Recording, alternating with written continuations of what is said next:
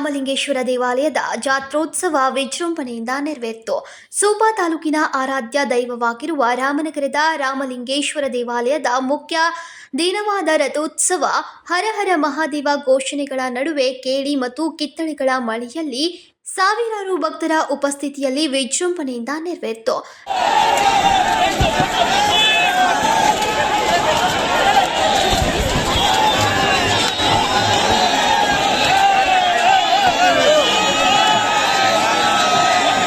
ರಥೋತ್ಸವಕ್ಕೆ ಮುನ್ನ ಭಕ್ತರಿಂದ ಕಾಣಿಕೆಯ ರೂಪದಲ್ಲಿ ನೀಡಲಾದ ಶ್ರೀಫಲವನ್ನ ಮಾನ್ಯವರ ಸಮ್ಮುಖದಲ್ಲಿ ಒಡೆಯುವ ಮೂಲಕ ಉದ್ಘಾಟನೆ ಮಾಡಲಾಯಿತು. ಬಳಿಕ ರಾಮಲಿಂಗೇಶ್ವರ ದೇವಸ್ಥಾನಕ್ಕೆ ಪ್ರದಕ್ಷಿಣೆ ಹಾಕಿದ ರಥವು ಎದುರಿನ ಹನುಮಾನ್ ದೇವಾಲಯಕ್ಕೆ ಭೇಟಿ ನೀಡಿ ಅಲ್ಲೇ ವಿರಾಜಮಾನವಾಯಿತು. ಈ ಸಂದರ್ಭದಲ್ಲಿ ಭಕ್ತಾದಿಗಳು ಪುನಃ ರಥದ ಆಶೀರ್ವಾದ ಪಡೆದುಕೊಂಡ್ರು. ಬಳಿಕ ಹಣ್ಣಿನ ಮಹಾಪ್ರಸಾದ ಸೇವನೆ ನೆರವೇರಿತು. ಈ ಜಾತ್ರೆಗೆ ವಿವಿಧ ರೀತಿಯ ಮಿಠಾಯಿ, ಬಟ್ಟೆ, ಪಾತ್ರೆಗಳು, ಮಕ್ಕಳ ಆಟಿಕೆಗಳು, ಐಸ್ ಕ್ರೀಂ ಹಾಗೂ ವಿವಿಧ ಪಾಲನೆಗಳು ದೊಡ್ಡ ಪ್ರಮಾಣದಲ್ಲಿ ಬಂದಿದ್ವು. ಜಾತ್ರೋತ್ಸವ ಸುವ್ಯವಸ್ಥಿತವಾಗಿ ನೆರವೇರಲೆಂದು ರಾಮನಗರ ಪೊಲೀಸ್ ಇಲಾಖೆ ಕಟ್ಟುನಿಟ್ಟಿನ ಭದ್ರತಾ ವ್ಯವಸ್ಥೆ ಮಾಡಲಾಗಿತ್ತು.